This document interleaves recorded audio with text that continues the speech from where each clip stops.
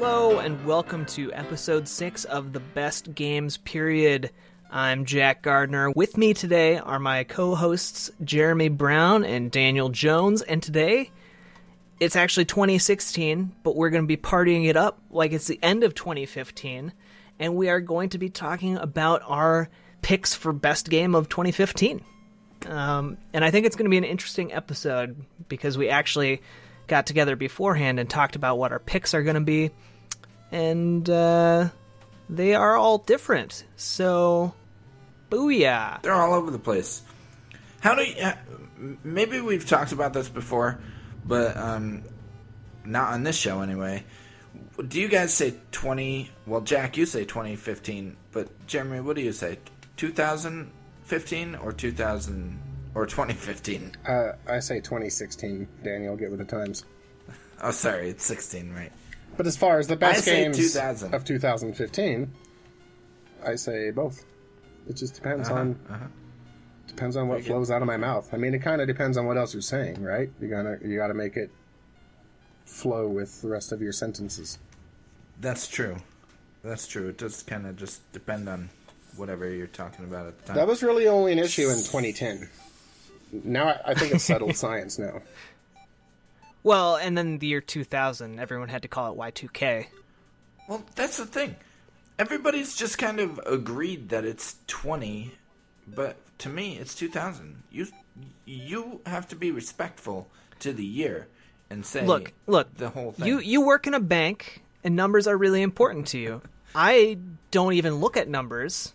So it's a struggle for me to remember what episode we're on, and we're only in single digits. If we have to be respectful to the year, we would say in the year 2016 Anno Domininus, or whatever that word is. The year of our Lord. Anno Domini? I think that's it, yes. Yeah, I think that's correct. Domini? No. Domini is plural for Dominic, so if you have like triplet boys and you name them Dominic, you would say, we have some Domini. Right. Don't do that. Anyone thinking of naming your kids, don't do that. Don't have triplets to begin with. That's terrible. It's true. Yeah, avoid that. Avoid having kids, period. Right. Unless you want kids. 2016 for the show is getting off to a great start, huh? Yeah. So anyway, what are we doing this episode? We're talking about our favorite games of the year. We're each picking an honorable mention, and then talking about our top one game of the year. Period. Yes, and these are games that came out this year. 2015. Last year, rather. Last year. Right. We're pretending like it's still 2015 for the next. For example, 40 to 50 Jack minutes. So when you're listening to this, just pretend that you're in the year 2015.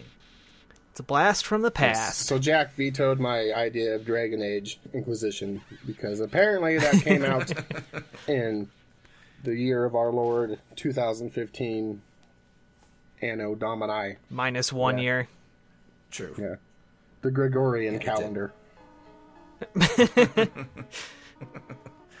So anyway, we're going by the Roman calendar now. It's so different than what I'm used to. Chinese New Year. In my calendar, it's the year 3067. So I don't know what you chumps are doing. Year of the mojo. All right. What? So anyway, Mojo. Anyway, what is your honorable mention? Who, me? For 2015. Yeah. So my honorable mention goes to Fallout 4. War never changes. Or Fallout. I was going to say, the reason it's not my game of the year is because Fallout never changes, which isn't a bad thing. But I've had a lot of fun with it. I have not completed it yet, but I have spent quite a bit of time in the Wasteland. I really like the Commonwealth area. I think it's neat. I think it's awesome that you get to be a Minuteman. Although I'm still irritated that they pawn leadership off on me when I have so many other things to do, but whatever. You gotta do what you gotta do. Yeah, I don't have a whole lot of gripes with it. The glitches are minimal, especially compared to other Bethesda games on PlayStation 4 or PlayStation consoles. You had a lot of trouble with Skyrim, right? Who didn't? It wasn't just me. I didn't have any problems with Skyrim. Yes, but you played it on PS3. You played it on 360. I know that for a fact because you won it as a gift. Yep, that is true. So, it's another fun Bethesda game, even if it is more of the same with a few nuances, like the settlements, whatnot. But the characters are great for what they are. I mean, you're not going to get crazy, insane, story-driven characters when there are so many of them in a game like that. But what they are, they're pretty fun, interesting, entertaining, and man, the loot. How did you feel? You can get so much loot. How did you feel about the main character being voiced? It didn't really bother me. I didn't think it was such a great addition to the series that it made a huge difference. But, I guess I'm kind of meh on that either way. You? Okay. I'll get into it later, but I thought it was a brilliant choice. Okay. How did you like the settlements, though? I've heard complaints about it. I don't really like them a lot. I think that they take away a bit from even just the side quests. They're kind of hard to manage, and they're not, I don't like games that are self-explanatory, but you kind of have to figure out how they work to begin with, especially the crafting and where you settle and who does what and whatnot. I think what would have been brilliant if they would have taken, like, the app they made for iOS and Android, the Fallout Shelter game, and made the settlements almost like that. Because that would have been, been great. Man. I was actually really hoping that they were going to have some sort of crossover between that game and Fallout 4. Like, the shelter you designed in the app would turn up in Fallout 4 as an actual place you could explore. Yeah. I thought that would have been really neat. I think it would have made it so much easier to manage because you could just go back to it every now and then, spend 10, 20 minutes, do your thing, and call it good. I do like that weapons don't degrade. I thought that was always silly in the previous Fallout games. But exploring the wasteland is exploring the wasteland. It's fun. It's, there's always something around every corner. It's not, the content is there. You're not lacking for anything to do. You can always find something new to do. And some of the quests are pretty cool.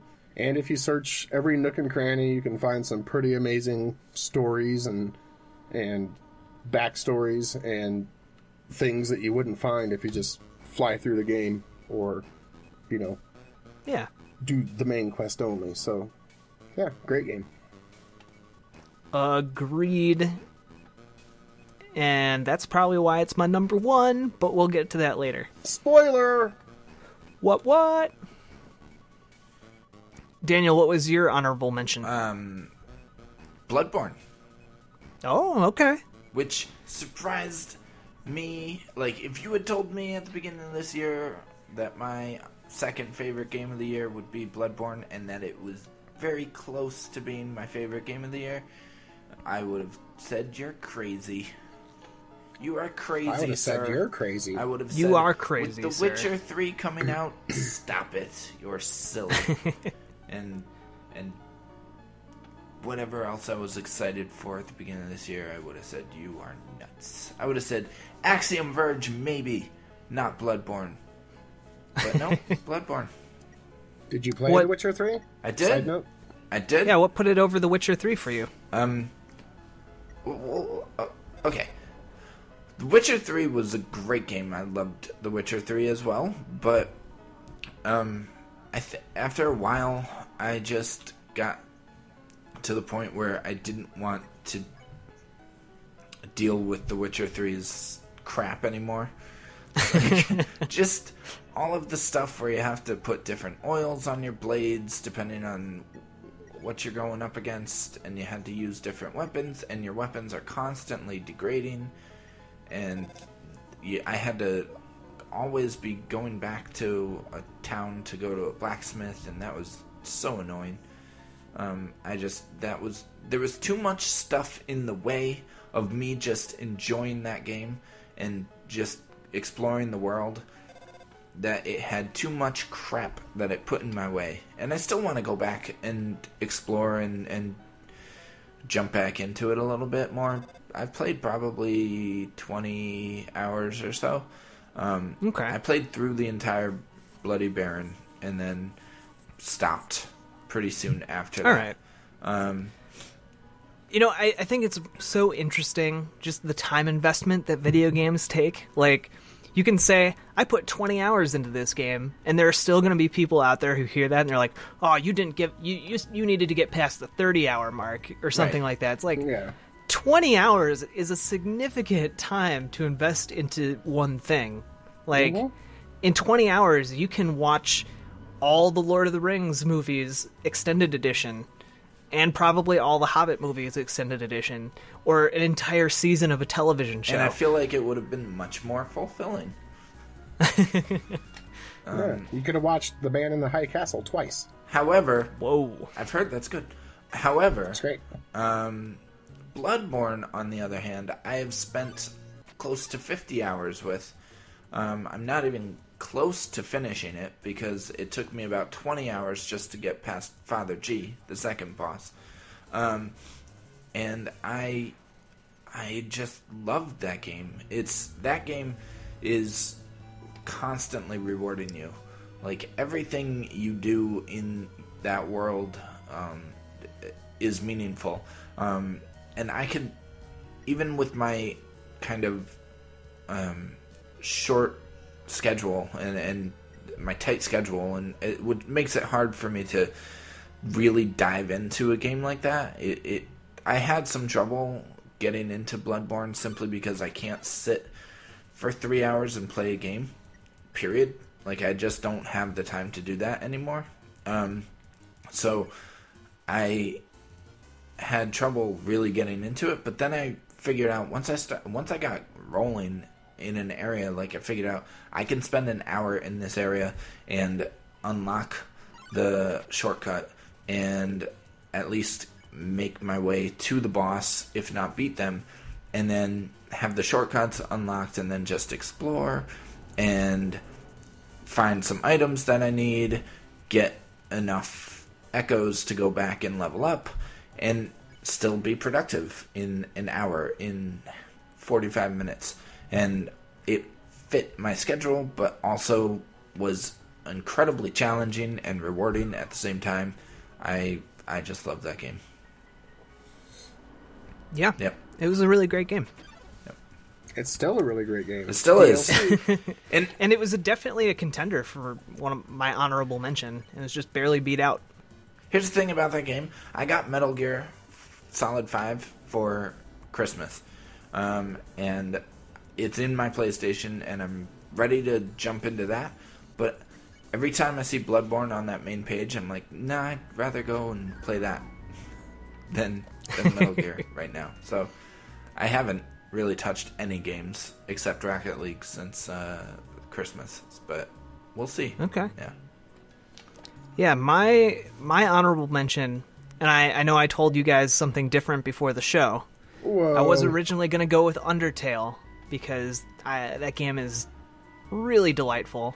So maybe I'm cheating a little bit by sneaking in that one. An extra honorable mention there. Ho ho ho! But I think my real honorable mention has to go to Metal Gear Solid 5. All right. The Phantom Pain, because that game is incredible. It's so much fun. And it's the most natural evolution of a franchise that you can imagine. It feels right. It feels like it should. But then everything else about it is the work of a mad genius. Like, it's a flawed masterpiece, but part of the reason it's a masterpiece is because it's flawed. And, like, because it's so weird and bonkers and just,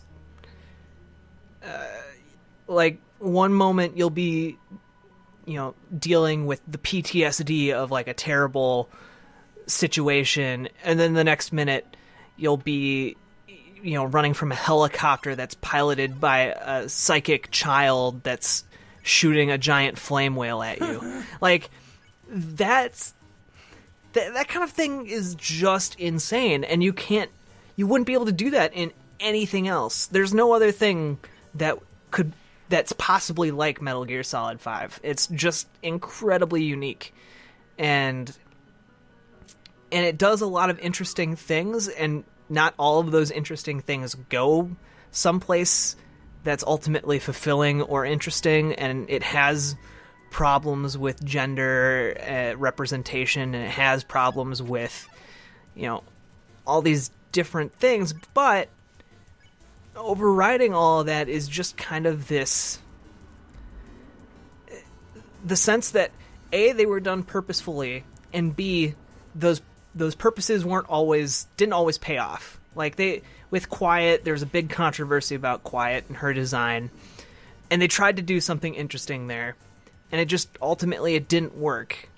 And that kind of hurts it, but also in a way, because they tried something weird with it, it feels less gross than in games that are just blatantly about that, like maybe Dead or Alive, Extreme Beach Volleyball. Yeah, I want to make a point. Yes. So on that note, and this is gonna go in crazy directions, but okay, stick with me. Yep. I loved Star Wars: Force Awakens. Yep. Right? Don't spoil it for me. Oh, man, you still haven't seen it? I still haven't seen it. Me neither. Oh my gosh. Okay, but I'm not gonna spoil it. I last night I literally ninja'd myself around my nephews because they had gone and seen it, and they wanted so badly to talk to me about it. Oh my God. And I just ran away from them with my fingers in my ears because my nephew really wanted to tell me about the ending. I'm like, don't tell me anything. Okay. I'll kill you. Dylan saw it 3 times, and he keeps wanting to talk about it too. And I'm like, don't even. There are not going to be any spoilers here, but one of the things that I didn't love about it is that it didn't feel like it had any kind of authorship. It felt like a movie made out of many different parts and made by committee, which J.J. Abrams is good at making those. He is very good at making those kind of movies. And one of the things that I would say about the prequels is that I did not like the prequels. The prequels are not good movies, but at least you could see George Lucas in those movies and all of his flaws and everything.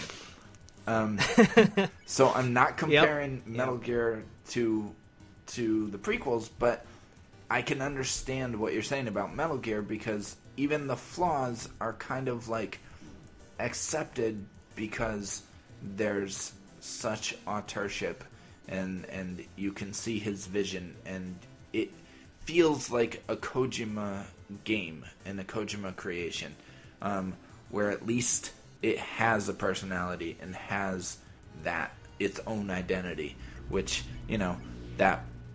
so in games that's really rare. Yeah, exactly. That is very rare in games, and I think a lot of games are built by committee and are made in the same kind of way that The Force Awakens was.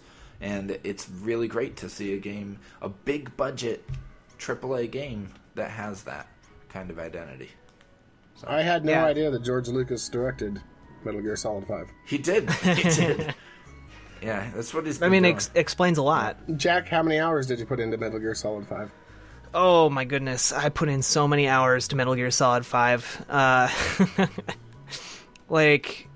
put in, I think, over 100 hours. See, you need to hit 110 hours. Yeah, you got to hit the 115 mark for it to really sink in. So you finished it?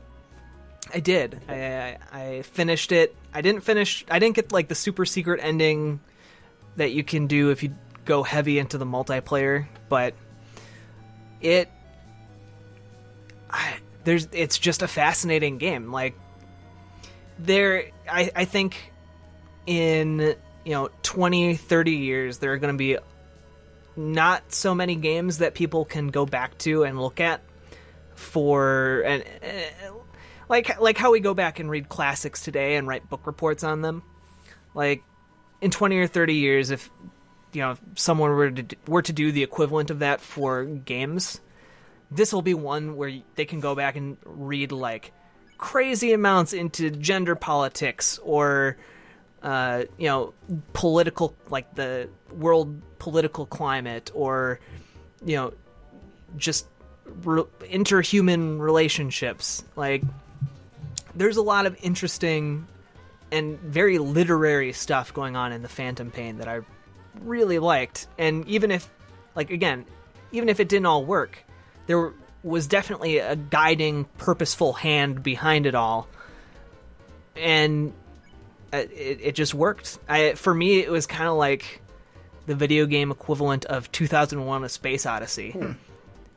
Like, there are weird parts in that movie that just don't work for me and seem absolutely crazy and can be boring or off-putting, but ultimately it's Stanley Kubrick's vision, and it's great. It's one of the games I definitely want to put more time into this year. Yes. Yep. Just remember, though, Jeremy, that when you finish that game this year, it's not eligible for your favorite game of 2016. Yes, I'm making a note of that right now. Put it right next to Dragon Age. Yeah. And with that being said, let's move on to our number one game of 2015. Ooh. Are we going the same order, or are we going to reverse it? Let's do same order, because I just talked a lot. All right, fine. And Daniel deserves a chance to talk. Dang it. Yeah, but I went first. Yeah, you go first. Well, you don't deserve a chance to talk. So, my number one game of 2015 is is Bloodborne. Woohoo! All right. Whoa. I'm a big Souls fan, as most people know that have listened to this show and to the previous show. Between Souls and Bloodborne? I'm just teasing. Okay. And again, it's a game I have not finished, but I've spent a lot of time in, and it's just got that feel like Dark Souls and Dark Souls 2 have.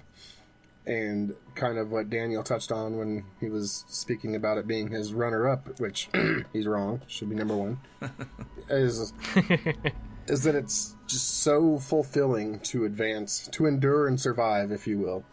And come back and open up new areas, make it to places you haven't been, to learn different tricks and techniques to defeating not just bosses, but normal enemies, even if you got to cheat, like the wolves in the doorway, very early in the game. Oh, yeah. The big, mobs of pitchfork-wielding and other weapon-wielding people that seem pretty insignificant and innocent on their own, but can, really trash you.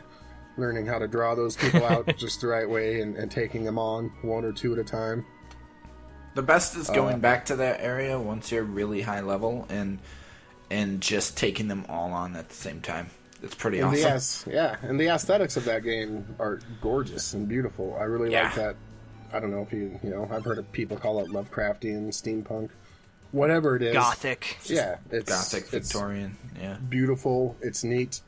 You can stand on top of something and just gaze out. Don't do it too long, because something will sneak up and kill you.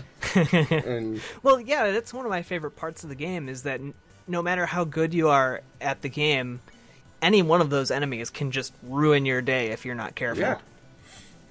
And, and there is a story to it. Once again, you have to search for it, and you have to find it, and you have to want to know it. But you don't have to be able to enjoy the game at the same time.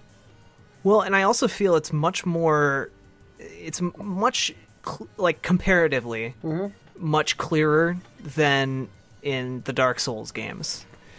There are actual, cutscenes and people talking and explaining stuff that you can actually piece together kind of what's going on a little bit. Yeah.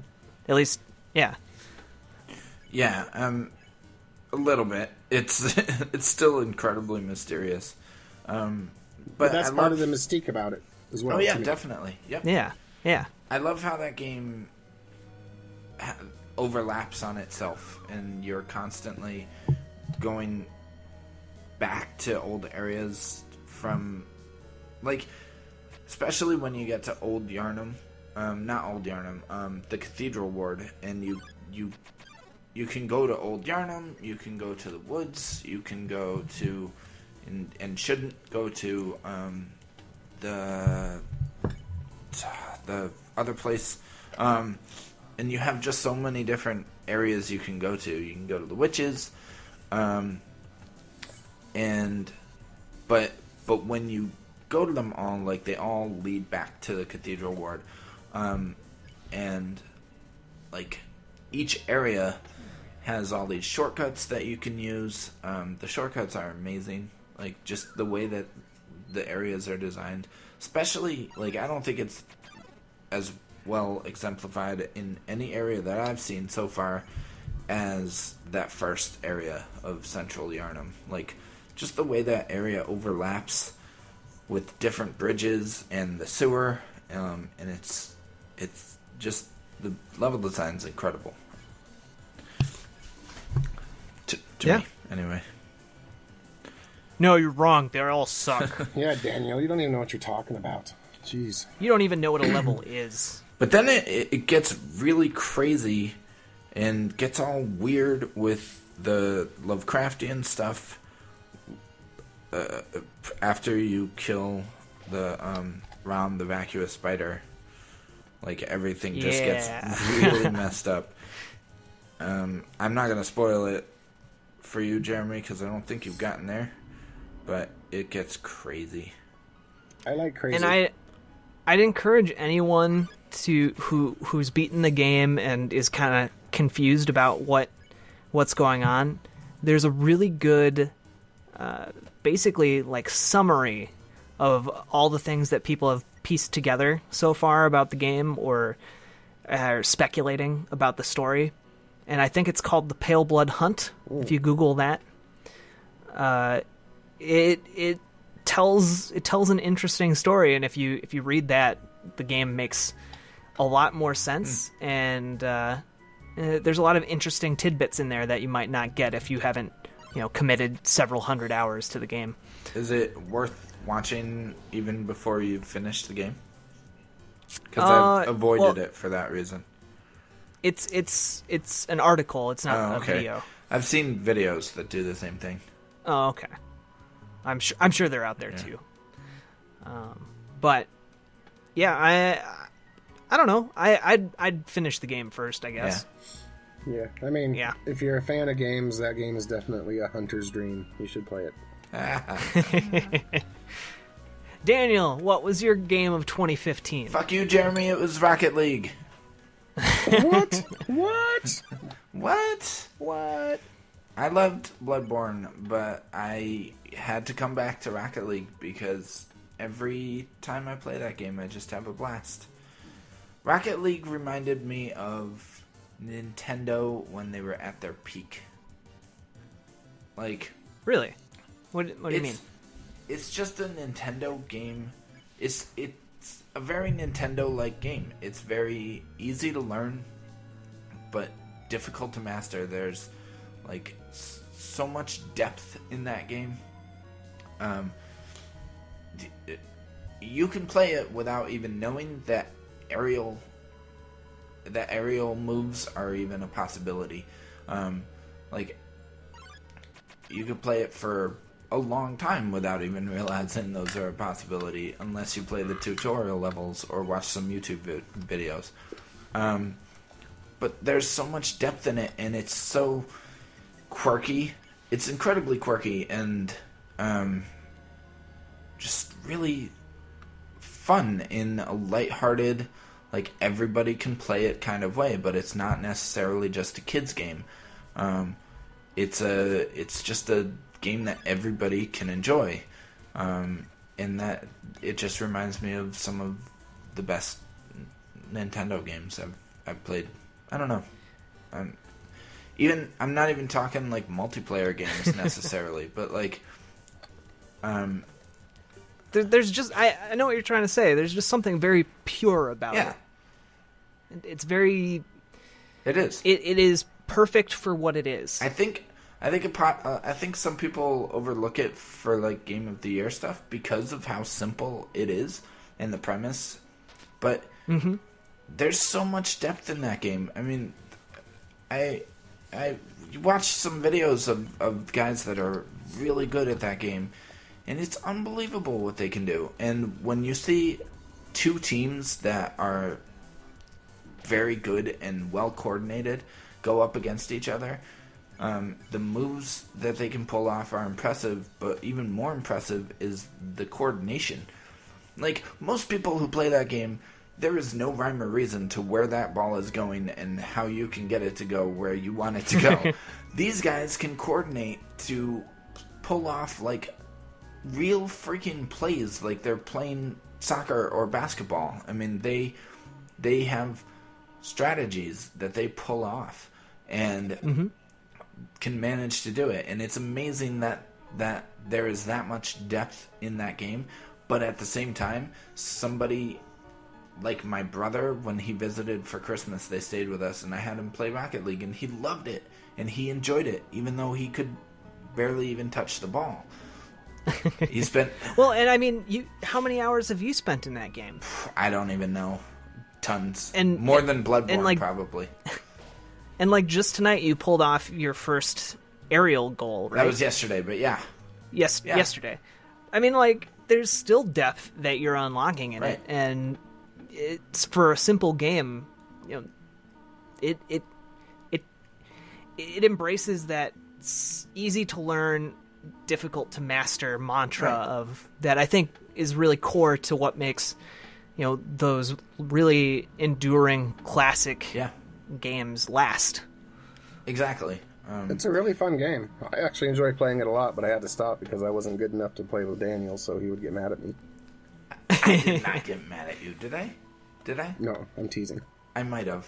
I'm pretty competitive. You probably would now. I'm kind of a jerk about it. But I just really enjoy that game. There's something to it that I never... And the cool thing is that I never expected that game. That wasn't on my radar. That's another one. That was not on my radar at the beginning of this year. I didn't know anything about it. I didn't care about it at all. Turns out that there were people that had been waiting for that game since 2008. And they played the beta in January, and they played that game until it came out as much as they could in early access forms. And then it came out, and those are the guys that you're seeing like on YouTube videos, and it's just unbelievable. And yeah, it's the surprise of the year for me, for sure. Yeah, I think most people were surprised by that game.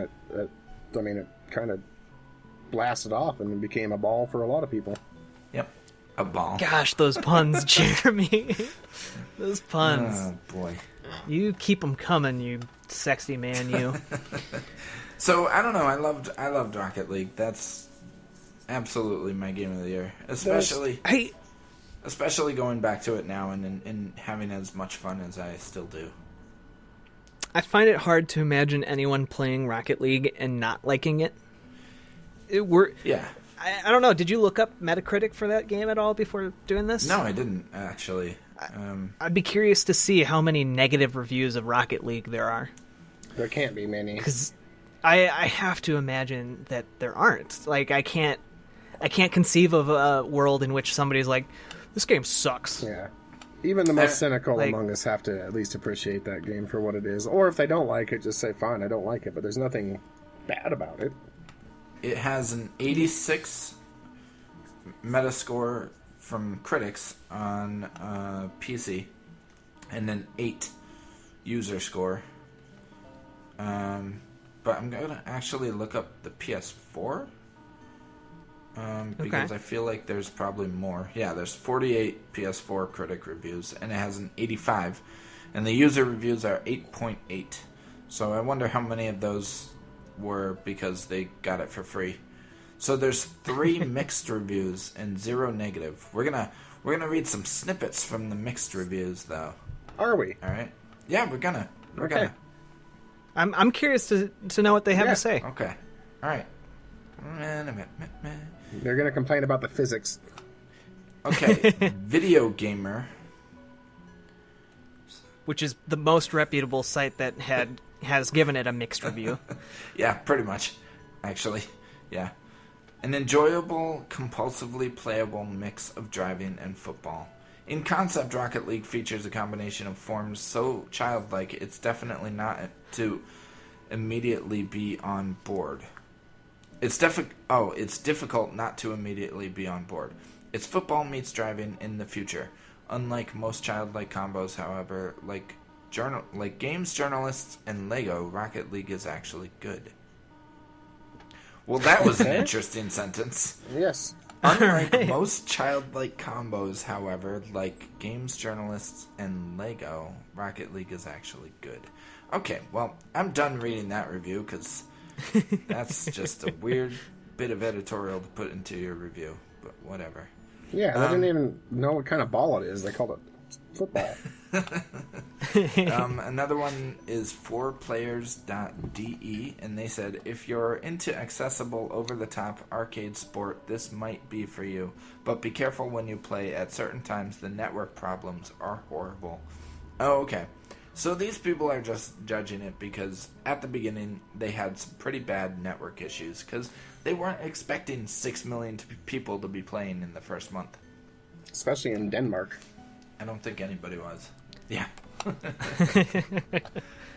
Actually, one of the players I interviewed for the article I wrote recently about Rocket League was from Denmark. One of the best players. It was a good article, world. Too. Thanks. It's not published yet, so if you're listening to this, you haven't read it yet. Secret.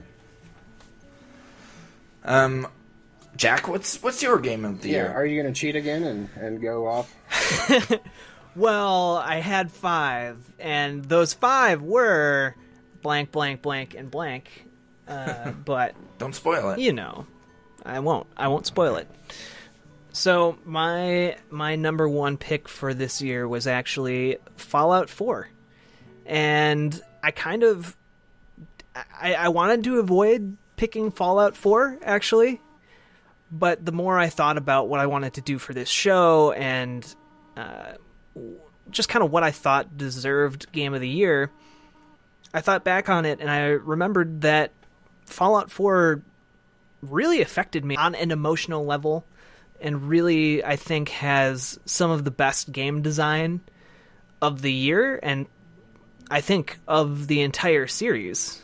I know there are a lot of diehard people for the original Fallout and Fallout 2, but I really think that saying that Fallout 4 is very similar to Fallout 3 kind of misses so much of what makes Fallout 4 great. We talked about this earlier, but I think one of the key components for me is that they made the decision to voice the main character, which immediately makes me empathize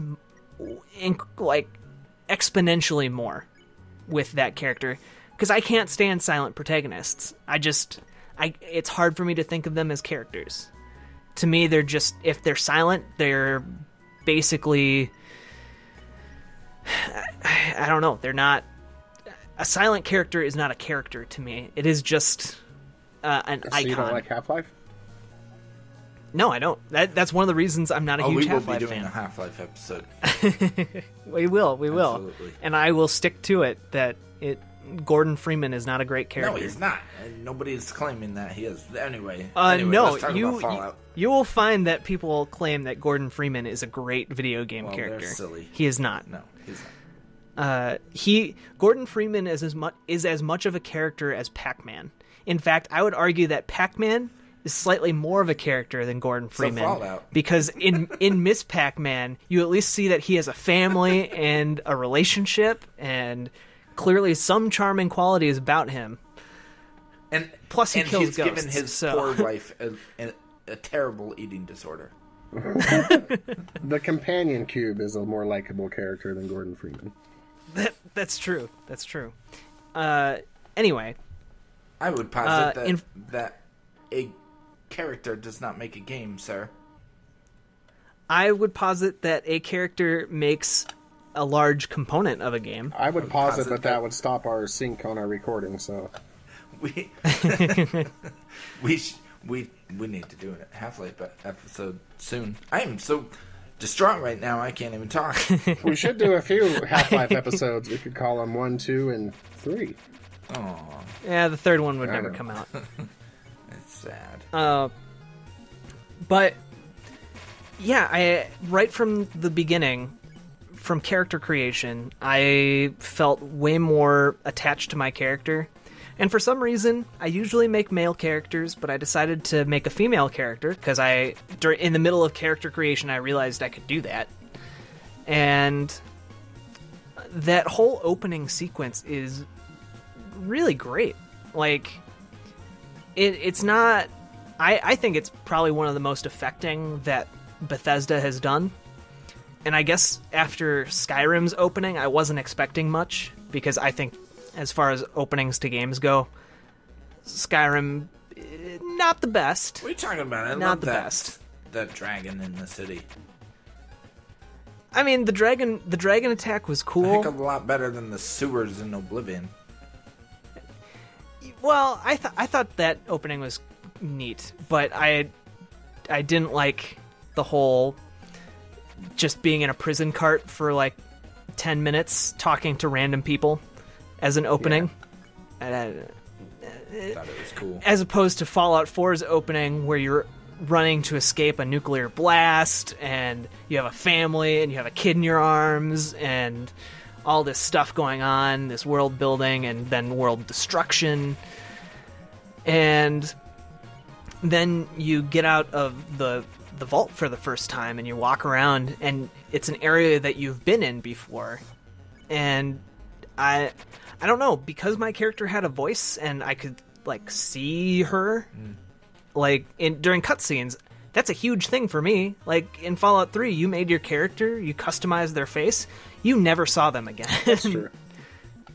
And being able to see my character's face emote and have emotions, you know, maybe they weren't 100% the emotions I wanted the character to feel at the time, but I came up with kind of my own narrative as I went along, and the emergent narrative of this game was just really great. I thought the environments that you come across are peppered with all these little scenes that tell their own stories of what happened when the bombs went off, and you know, being able to think about and empathize with this character and being like, this is someone who lived in this place. Like, they probably knew at least some of these skeletons that are scattered around the world, and they probably went to that store, and now that raiders are now living in.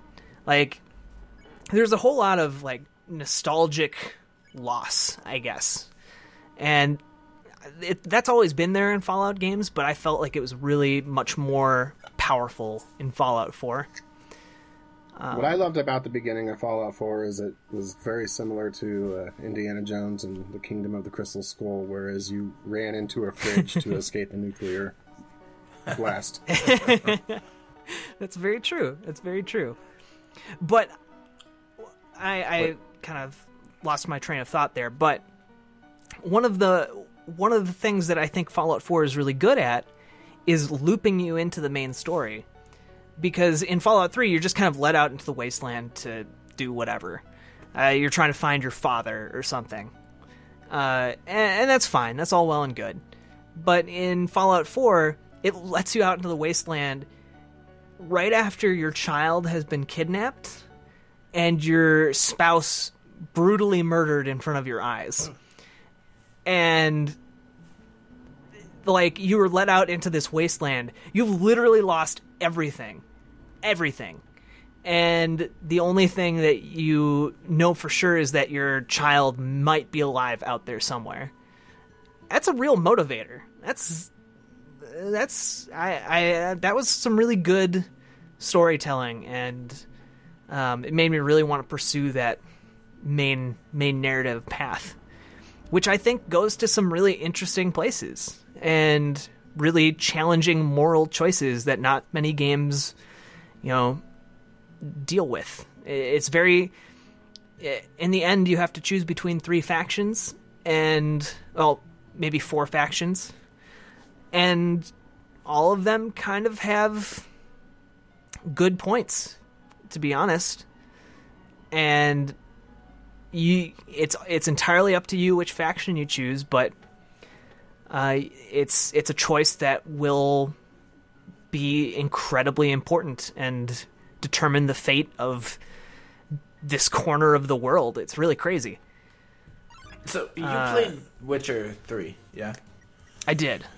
So I feel like that game made a lot of innovations in the open world space as far as meaningful side quests.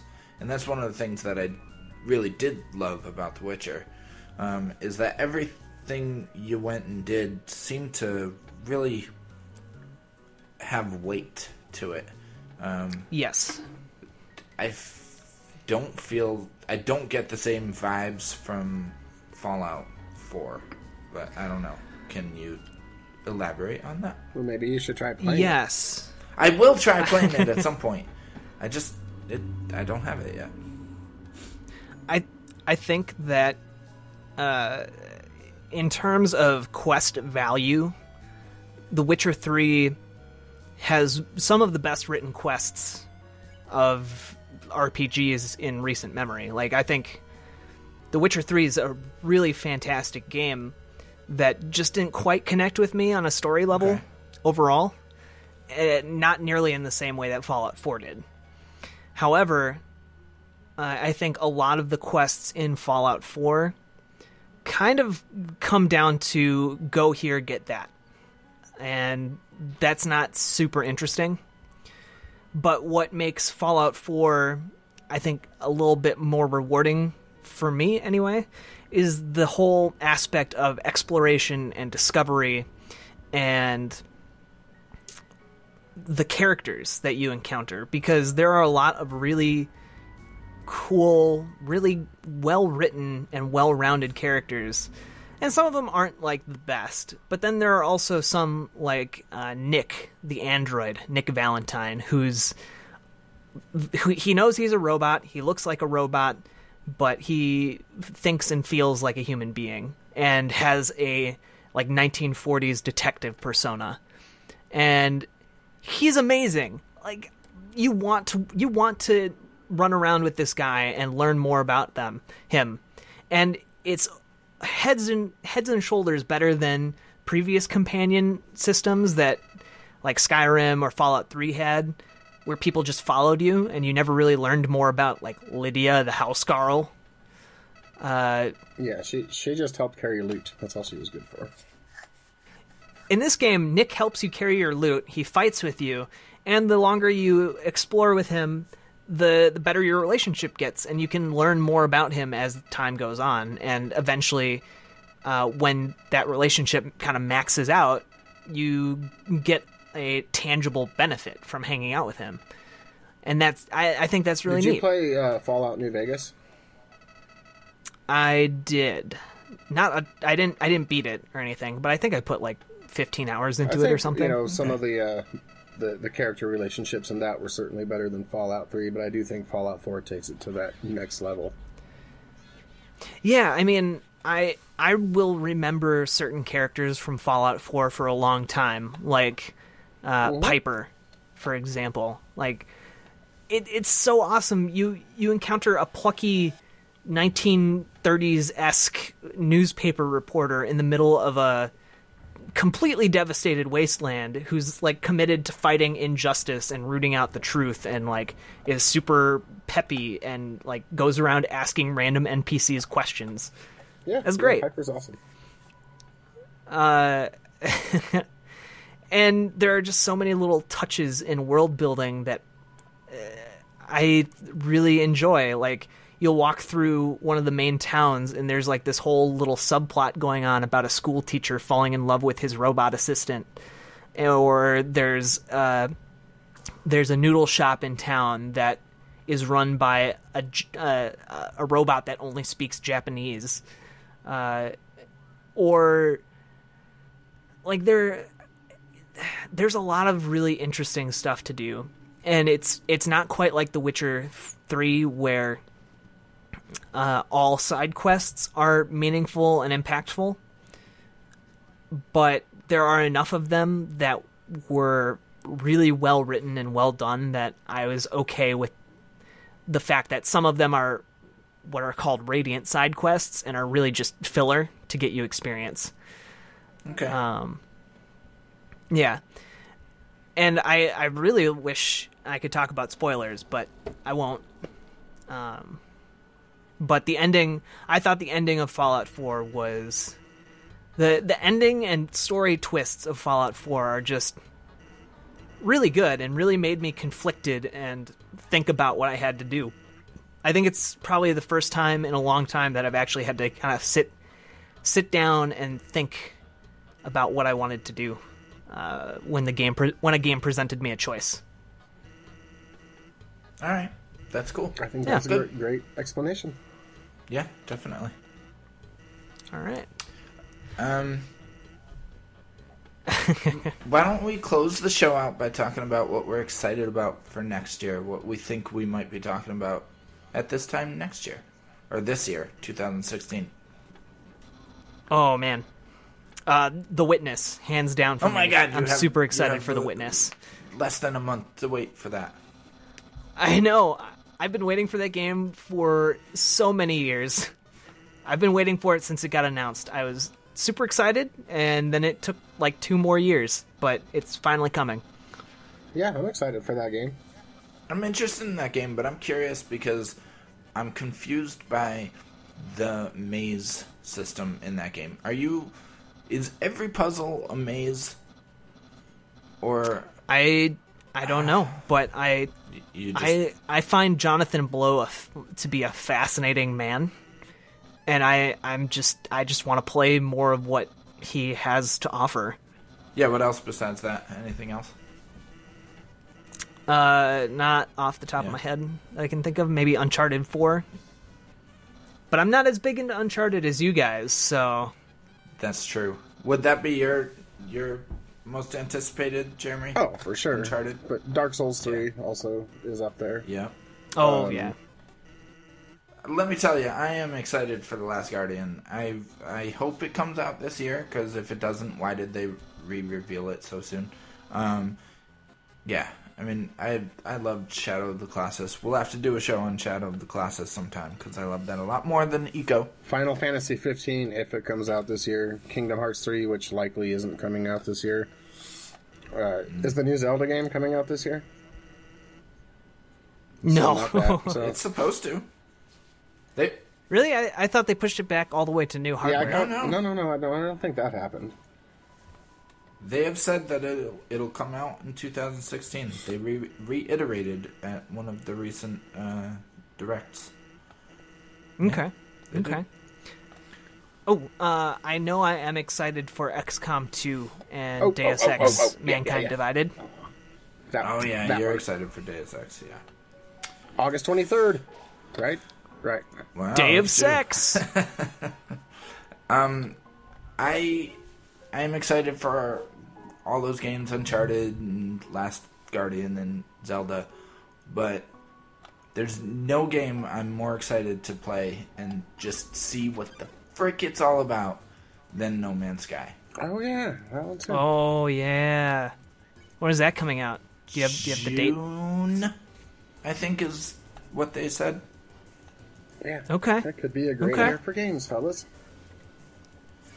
The one game I'm really interested to see is Dreams by Media Molecule. That game looks incredibly weird, and I'm not sure how it's going to work. Well, yeah, we'll give them the benefit of the doubt. I don't know. That should be really interesting. But yeah, No Man's Sky, just the tech behind that just seems like a game that's really taking advantage of the hardware to do some innovative things. And I'd like to see more developers iterate on what that game is doing. And I'd like to see what they can do with it in the future. I have questions. I have fears about that game. Like, I have a feeling that you might get into that game and go down to a planet and there's just going to be nothing really interesting to do. and it's gonna get really samey after a while. But I don't care about that right now. I just want to play it and see what happens. Agreed. So, yeah. Oh, and I guess Mass Effect Andromeda is slated for Q4 of 2016. I 100% believe that's going to be If it comes delayed. out, it'll go close to the top of my list. But if it is actually coming out in 2016, that immediately trumps everything else. Yeah. So, anyway, 2016 looks like it's going to be quite a year. Thank you, Jack, Jeremy. Always for a pleasure. joining me on this adventure tonight.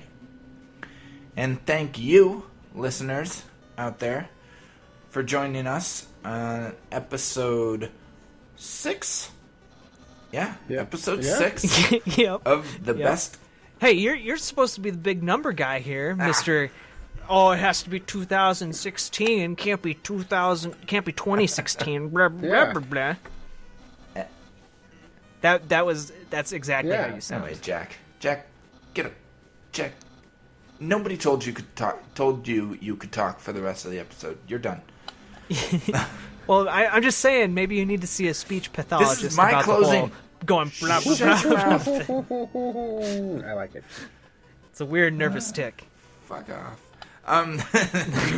So thank you anyway. Thank you out there for listening and putting up with these jerks for 6 whole episodes. We hope that you enjoy the show and continue to come back for more.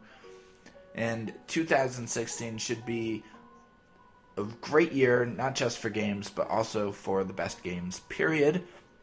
We have some cool stuff planned already, and hopefully by this time in 2017, we will be recapping an awesome year. If you like the show, also, please share it with your friends. We are on iTunes now, under the best games, period. You can leave us a review, give us some constructive feedback, give us positive reviews, negative reviews, however you feel about the show, let us know. That'd be awesome. Follow us on Twitter at bestgamesperiod. And you can listen to the show on SoundCloud, Libsyn, our hosting site.